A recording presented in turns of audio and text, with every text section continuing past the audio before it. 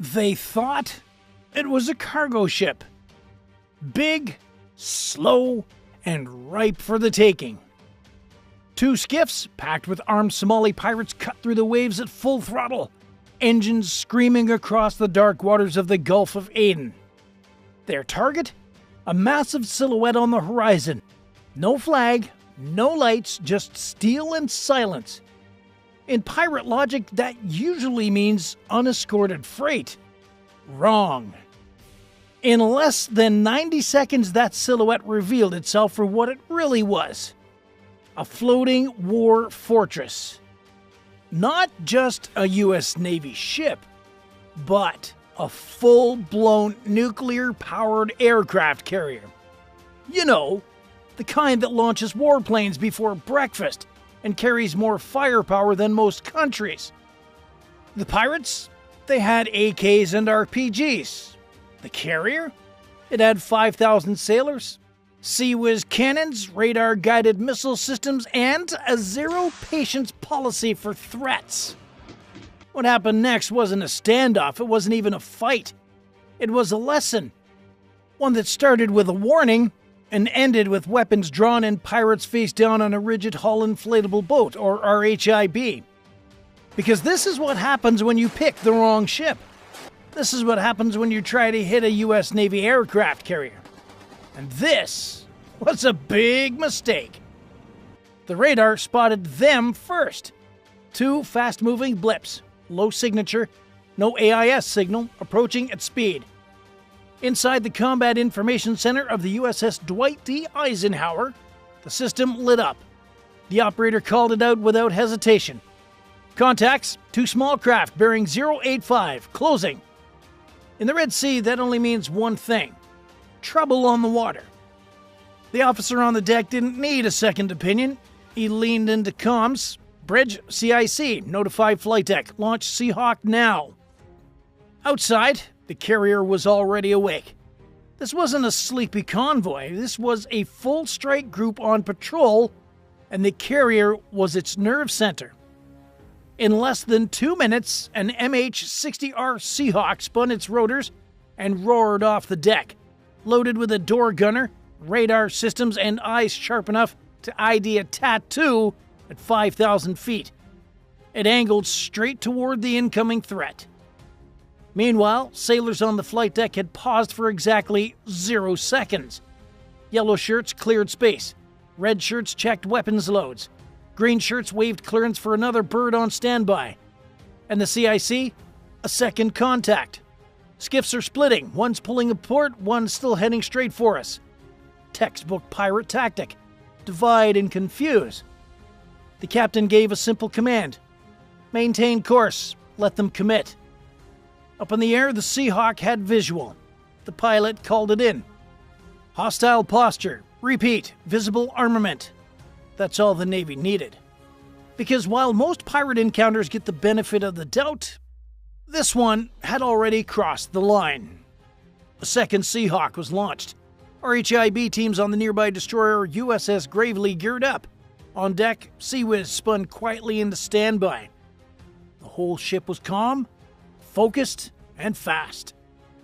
But make no mistake, they were not waiting to be attacked. Because on a U.S. aircraft carrier, hesitation isn't protocol. It's a liability. And the pirates? They had no idea what they were walking or sailing into.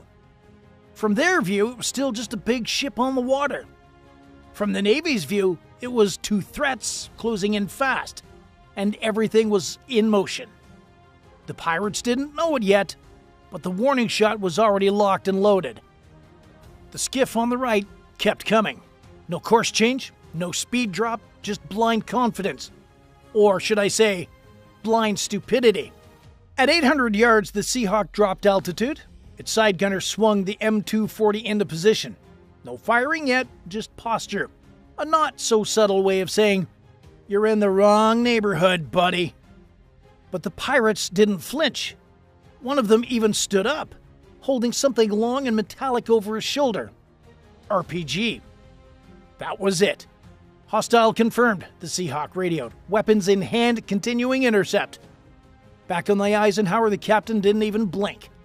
From the port side of the destroyer, two 11-meter RHIBs hit the water, packed with Navy Visit, Board, Search and Seizure or VBSS teams, body armor, M4s, flashbangs. These weren't diplomats. These were floating SWAT teams with a license to act fast and hit hard. The carrier itself didn't need to fire a single round. That's what the task force was for. But if things escalated, Sea-Whiz turrets were already humming quietly, radar tracking the skiff like a hawk staring at a mouse in an open field.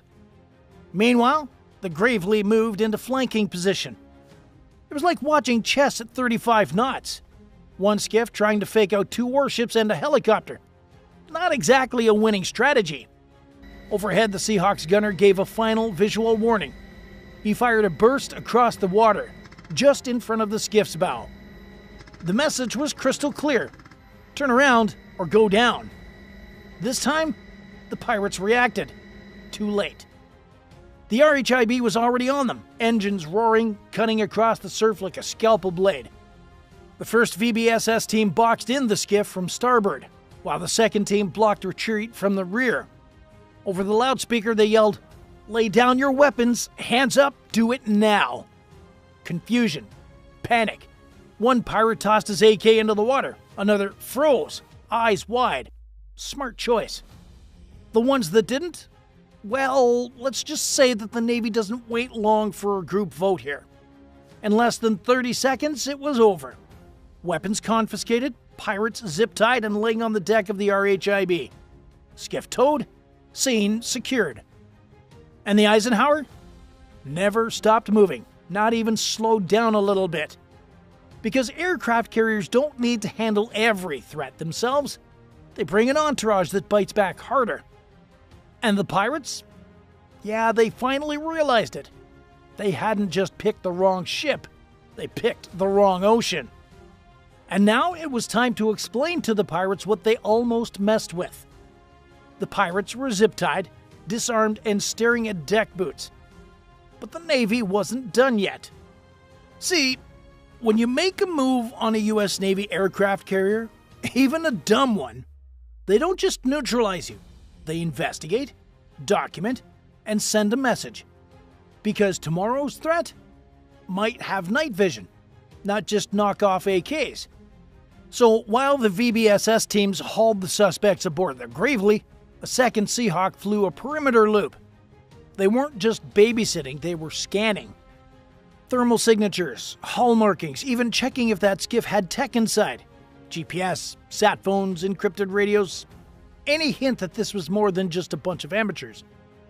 And yeah, turns out, it wasn't just some slapdash pirate crew. Back on the Eisenhower, the mood? Still business. The carrier hadn't even broken formation, hadn't missed a single sortie on its flight ops schedule. The catapults were still launching FA-18 Super Hornets into the sky. The deck crew hadn't even blinked. You wouldn't even know an intercept had happened unless you looked at the radar logs. That's the thing about carriers. They don't flinch. Because while pirates are out here chasing money with leaky motors and RPGs, the US Navy is running 100,000-ton nuclear-powered fortresses capable of launching jets every 30 seconds and directing regional security across half the globe. You think pirates scare that? Try again. And here's the kicker. The second skiff, remember that one? The one that veered off early? That one didn't get away either. A drone picked it up about 6 nautical miles out, idling near a fishing vessel that looked a little too clean to be hauling tuna. Minutes later, that vessel was swarmed by a different RHIB team from the USS Mason, another destroyer in the strike group. Result? 2 more pirates detained, 1 laptop seized, and a whole bunch of questions that'll be answered in a classified tent somewhere in Djibouti. What started as a simple intercept had just peeled back a much bigger layer. But here's the funny part. The original pirate crew still thought that they'd attacked a cargo ship, right up until a US Marine leaned over and said, "You know you pulled up on an aircraft carrier, right?" Silence. Then one of them muttered something under his breath. Nobody translated it officially, but if we had to guess, probably something like, "Big mistake." Do you want to support our mission? Join the fleet, get loyalty badges, priority replies, and help bring real stories from the sea to the surface. Go to our channel page, click join, and step aboard. Now, back to the story. So let's be clear here for anyone still wondering why a carrier is the worst target imaginable. Here's what makes it untouchable. Attacking a US aircraft carrier is like bringing a butter knife to a tank fight, except the tank is floating, launching fighter jets, and has its own zip code, literally. The pirates thought they were chasing a lonely cargo ship. What they actually found was the most heavily protected vessel on any ocean, anywhere, ever. Let's break it down here. First off, an aircraft carrier is never alone. Never, ever. If you're just pulling up on a flat deck, you're pulling up on a carrier strike group. A tight formation of destroyers, cruisers, submarines, supply ships, helicopters, drones, and a sky full of fighter jets. It's basically a floating war city with a no stupid questions policy. Take the USS Dwight D. Eisenhower, for example. Nuclear powered, over 1,000 feet long, houses nearly 5,000 personnel, capable of launching fully armed FA-18s every 25 seconds, and that's just what's on top. Below deck, multiple hangar bays, maintenance shops, weapons storage, radar control rooms, intelligence centers, and oh yeah, its own internal police force. Every inch of the ship is watched, logged, and defended. Now let's talk about weapons. You've got CIWS, Close-In Weapon Systems, aka the CIWS, which spits out 4,500 rounds per minute. Think of it as a laser-guided meat grinder that doesn't ask permission. Then there's the ESSM, Evolved Sea Sparrow Missiles. Anti-air, anti-missile, anti-you name it, fast, accurate, brutal. And that's not even counting the MH-60R Seahawk helicopters, EA-18G Growlers for jamming, or E-2D Hawkeye radar birds that can see further than most nations even can. You don't sneak up on a carrier. You don't surprise a carrier. You get flagged, tracked, locked, and lit up before your engines even hit full throttle. And here's the wild part. They didn't even use a tenth of what they had. The Navy could have launched drones, fired warning flares, scrambled jets, deployed Marine detachments, or, if it got bad enough, authorized lethal force within seconds. But they didn't need to, because the threat was so far beneath their response capabilities it was almost funny. Almost. Here's a stat for perspective. A single carrier strike group can control airspace the size of Texas. That means from hundreds of miles out they know who you are, where you're going, and what you're carrying. If they let you get close, it's because they want to see what you'll do next. And if what you do next looks even slightly hostile, game over. So yeah, trying to pirate a US carrier, that's not just reckless, that's asking to be tackled by an entire team when you're holding a Nerf gun. And the Navy wasn't done yet, because every piece of gear, every radio signal, every loose detail was now Intel gold. Neutralizing the threat is only step one. Step two, exploiting every mistake the enemy made. So while the pirates were zip-tied and silently reevaluating their life choices in a steel room below deck, the Navy's intel teams were already dissecting the entire encounter. That RPG launcher? Bagged and scanned for origin. The busted sat phone? Stripped and dumped into a secure signal analyzer. Every coordinate logged by the Seahawk sensors, mapped and cross-referenced with smuggler routes, Iranian weapons flow, and pirate cell movement from Mogadishu to Mukalla. Because the Navy doesn't just deal with pirates, they study them. Hard. And this skiff? It was practically a floating intel brief. In the command spaces of the USS Eisenhower, analysts were combing through everything. Thermal footage, radio intercepts, power signatures, hull materials, even the damn fuel cans got sampled. One strange frequency, though, caught their attention. It matched chatter previously intercepted near an illegal arms shipment from Eritrea. Bingo! Now it wasn't just a random pirate raid. It was part of a network, which meant the follow-up wouldn't be just an after-action report, it would be a real-time targeting package. In under 12 hours, that data was already flying up the chain. CENTCOM, AFRICOM, coalition partners, intelligence fusion centers in Bahrain and Djibouti. The whole machine moved fast, because the next raid might not be with RPGs. Maybe it's drones next time, or smuggled manpads, or worse, pirates unknowingly acting as bait for a deeper, hidden threat. That's the mindset. Every small contact is treated like a probe, a test, a potential distraction, or a prelude. So the Navy doesn't just swat flies.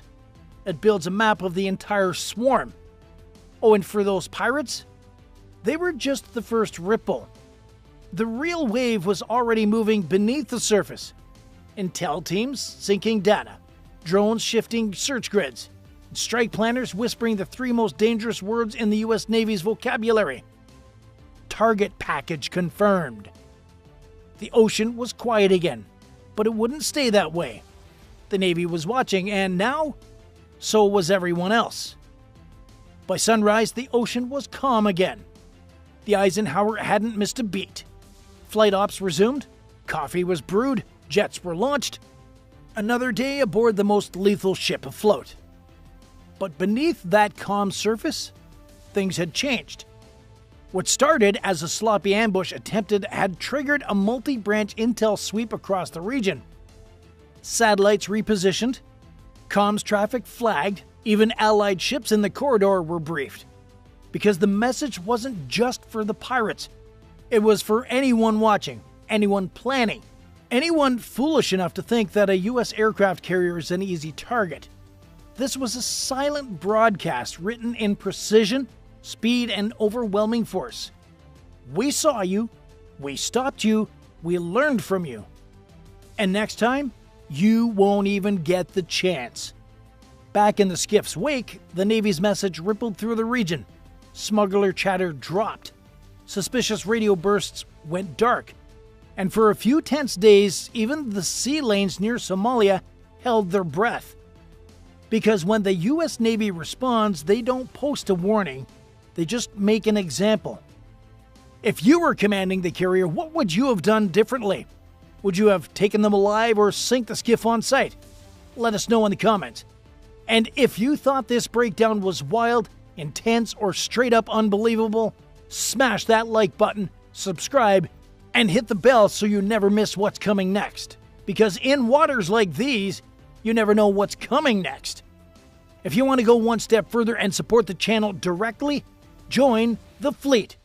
You'll get loyalty badges, priority replies, and help us bring more real naval stories to the surface. Click join on our channel page and step aboard. Thanks for watching. Stay sharp, stay safe.